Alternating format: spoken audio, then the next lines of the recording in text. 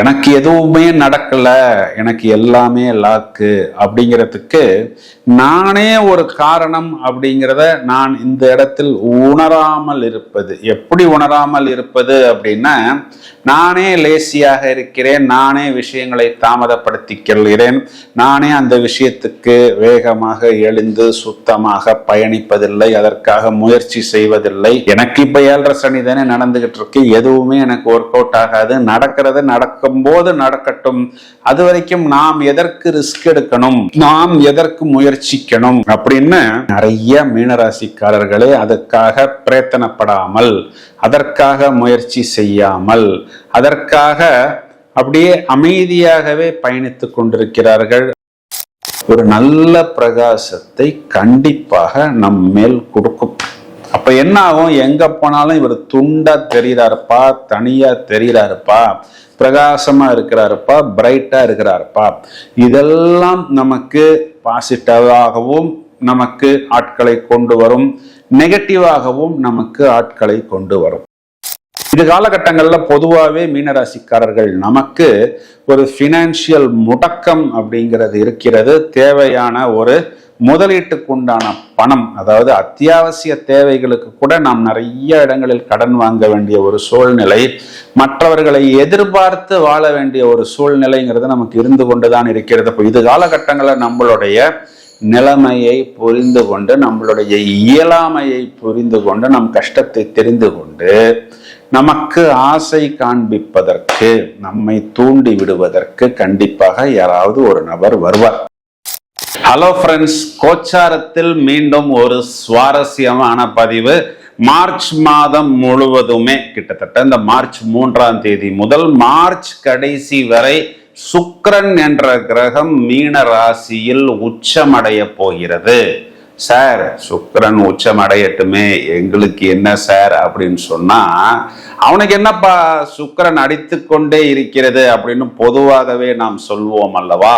அப்போ அந்த உல்லாசத்துக்கு, இன்பத்துக்கு, நல்ல பணம் வருவதற்கு, ஒரு சிலருக்கு காதல் வருவதற்கு, தான் விரும்பிய விஷயங்களை அடைவதற்கு, அந்த விரும்பிய விஷயம்னா அது நகையாக இருக்கலாம், நல்ல உணவாக இருக்கலாம், வெளிநாட்டு பயணமாக இருக்கலாம், இல்லைன்னா பாக்கியமாக இருக்கலாம், தோற்றத்தில் வரக்கூடிய பொலிவாக இருக்கலாம், பலரை நாம் ஈர்க்கக்கூடிய விஷயமாக இருக்கலாம். இது எல்லாத்துக்குமே அதிபதி சுக்கிரன் தான். அதாவது இப்போ சொல்லணும்னா இந்த வைரல்னு சொல்லலாம், ட்ரெண்டிங்னு சொல்லலாம், டாக் ஆஃப் த டவுன் சொல்லலாம், ஹாட்ஸ்பாட் அப்படின்னு சொல்லலாம்.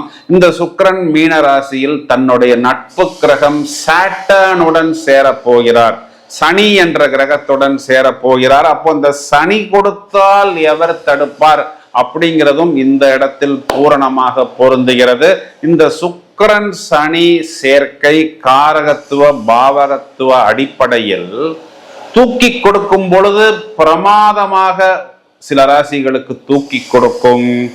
மேலும் ஒரு சிலர் எங்கே கவனமாக, எந்த விஷயத்தில் எச்சரிக்கையாக இருக்கணும் அப்படிங்கிறத இப்பொழுது நாம் விவரமாக அலசி ஆராய இருக்கிறோம் இந்த பதிவில்.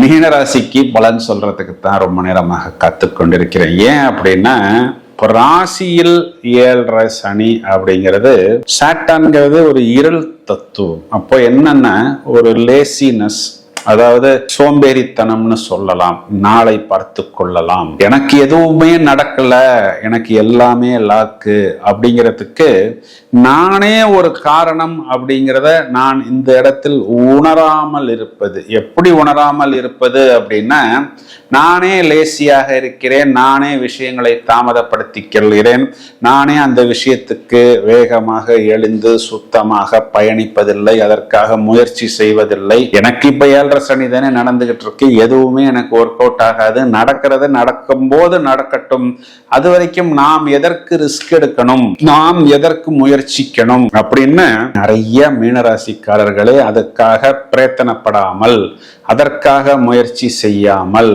அதற்காக அப்படியே அமைதியாகவே பயணித்து கொண்டிருக்கிறார்கள். அதான் அந்த இருள் கிரகம் நம்மை அப்படியே ஒரு மாதிரி அமுக்குகிறது அப்படின்னு சொல்லலாம்.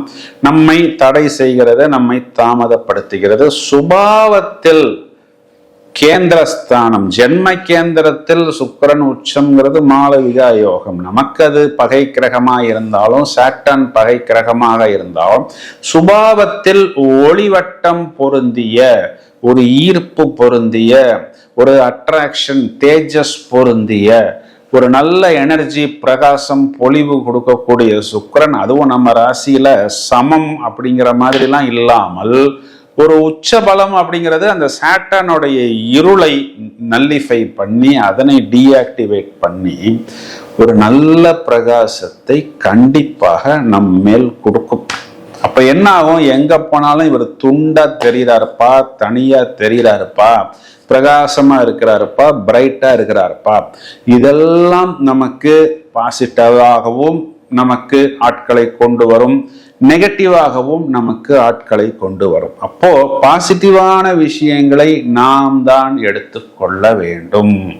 இது காலகட்டங்களில் நாமவே அந்த நெகட்டிவான விஷயங்களாக, அதாவது நெகட்டிவான லவ், நெகட்டிவான லிவிங் டுகெதர், நெகட்டிவான ஒரு இன்வெஸ்ட்மெண்ட், ஃபினான்சியல் மோசடி, இதிலெல்லாம் போய் சிக்கி கொள்ளாமல் நம்மளுடைய பிரகாசத்துக்கும் நம்மளுடைய ஈர்ப்புக்கும் கிடைக்கக்கூடிய நல்ல வாய்ப்புகளை, அது ஒர்க்காக இருக்கலாம், வியாபாரமாக இருக்கலாம், மீடியாவாக இருக்கலாம், இந்த மாதிரியான இயல் இசை நாடகம், இந்த மாதிரி நம்மளுடைய திறமைகளை வெளிப்படுத்தக்கூடிய வாய்ப்புகளாக எடுத்துக்கொண்டு அதிலிருந்து நமக்கு ஒரு நல்ல பாசிட்டிவ் வைப்ரேஷன்ஸை நாம் ஏற்படுத்தி கொண்டால் என்ன நடக்கும் அப்படின்னா, நமக்கு ஒரு லாங் டேர்ம் பெனிஃபிட். இந்த பக்கம் நமக்கு அந்த 7.5 சனியில் வரக்கூடிய அந்த தாக்கத்திலிருந்து கண்டிப்பாக நாம் வெளியே வருவதற்கு இது ஒரு நல்ல பாசிட்டிவ் வைப்ரேஷனாக இருக்கும். நம்ம ராசியில இருக்கக்கூடிய சுக்கிரன் நம்ம ராசியில் மட்டும் இல்லாமல் நமக்கு 7ஆம் இடத்தையும் அவர் பார்க்கிறார்.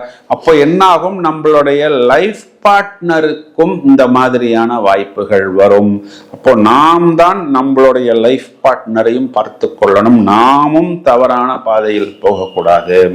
இது காலகட்டங்களில் நம்மளுடைய லைஃப் பார்ட்னரும் தவறான பாதைகளில் செல்லக்கூடாது. அப்போ ஒரு புது விஷயத்துக்காகவோ, புது வாய்ப்புக்காகவோ, புது பயணத்துக்காகவோ, புது நபரை சந்திப்பதற்கு நம்மளுடைய லைஃப் பார்ட்னர், உங்க ஹஸ்பண்ட் போனாலும் இல்லை உங்க ஒய்ஃப் போனாலும், நீங்களும் அவருடன் பயணிப்பதுதான் பிராக்டிக்கலான பரிகாரம். அதாவது வந்ததுக்கு பிறகு ஐயோ இது வந்துருச்சு, அது வந்துருச்சு அப்படின்னு வருத்தப்படாமல் வருவதற்கு முன்பே நாமே ஒரு கவச்சமாக இருந்து நல்ல விஷயங்களை மட்டும் எடுத்துக்கொண்டு தேவையில்லாத விஷயங்களில் நாம் நம்மை டைவர்ட் செய்து விட வேண்டும். ஏன் அப்படின்னா, இந்த இடத்தில் சுக்கிரன் சேரக்கூடிய கிரகம் சாட்டர்ன். அவர் என்னன்னா நமக்கு லாபத்தை கொடுக்கக்கூடிய நபர். அப்போ லாபத்தை கொடுக்கிறேன்னு சொல்லிட்டு தான் உள்ளே வருவார்கள். வந்த பிறகு நம்மை ஏதாவது டிஸ்டர்பன்ஸ், நம்மை மட்டுமல்லாமல் நம்மளுடைய லைஃப் பார்ட்னரையும் டிஸ்டர்ப் செய்வதற்கு அவர்கள் முயற்சிப்பார்கள். இது காலகட்டங்களில் பொதுவாகவே மீனராசிக்காரர்கள் நமக்கு ஒரு ஃபினான்சியல் முடக்கம் அப்படிங்கிறது இருக்கிறது. தேவையான ஒரு முதலீட்டுக்கு உண்டான பணம், அதாவது அத்தியாவசிய தேவைகளுக்கு கூட நாம் நிறைய இடங்களில் கடன் வாங்க வேண்டிய ஒரு சூழ்நிலை, மற்றவர்களை எதிர்பார்த்து வாழ வேண்டிய ஒரு சூழ்நிலைங்கிறது நமக்கு இருந்து கொண்டுதான் இருக்கிறது. இப்போ இது காலகட்டங்களில் நம்மளுடைய நிலைமையை புரிந்து கொண்டு, நம்மளுடைய இயலாமையை புரிந்து கொண்டு, நம் கஷ்டத்தை தெரிந்து கொண்டு, நமக்கு ஆசை காண்பிப்பதற்கு, நம்மை தூண்டி விடுவதற்கு கண்டிப்பாக யாராவது ஒரு நபர் வருவார். கொஞ்சம் கவனமாக நீங்கள் உங்களை பார்த்து கொள்ளுங்கள். இது இதனுடைய நெகட்டிவ் ஆஸ்பெக்ட். பிளஸ் என்னன்னா, நான் ஏற்கனவே சொன்ன மாதிரி உங்களை பார்த்தாலே ஒரு ஆப்டிமிஸ்டிக் பர்சன், ஒரு மெஜஸ்டிக் ராயல் வைப்ஸ், ஒரு ஈர்ப்பு, ஒரு அட்ராக்ஷன் அப்படிங்கிறது கண்டிப்பாக இருக்கும். இந்த டேலண்ட் இருக்கக்கூடிய நபர்கள், இந்த இயலிசை நாடகம், மீடியா லைன்ல இந்த மாதிரிலாம் இருக்கக்கூடிய நபர்களுக்கெல்லாம் ஒரு பிரமாதமான ஜாக்பாட்டு. பயணங்கள் மூலமாகவும் உங்களுக்கு ஆதாயம் வரும். இதனை நீங்கள் பாசிட்டிவாக எடுத்துக்கொண்டால் இந்த மாளவிகா யோகத்தை நீங்கள் பூரணமாக அனுபவிக்க முடியும். பரிகாரம் அப்படின்னு பார்த்தோம்னா வெள்ளிக்கிழமைகளில் மகாலட்சுமி வழிபாடு, சனிக்கிழமைகளில் ஆஞ்சநேயர் வழிபாடு, நரசிம்மர் வழிபாடு மேலும் மேலும் நல்ல மேன்மையை உங்களுக்கு ஏற்படுத்தி கொடுக்கும். மீனராசிக்காரர்கள் உங்களையும் உங்களுடைய லைஃப் பார்ட்னரையும் கவனமாக பார்த்து கொள்ளுங்கள். மேலும் தொடர்ந்து இணைப்பில் இருங்கள். நிறைய காணொளிகள் தயாராகி கொண்டிருக்கிறது. Thank you friends.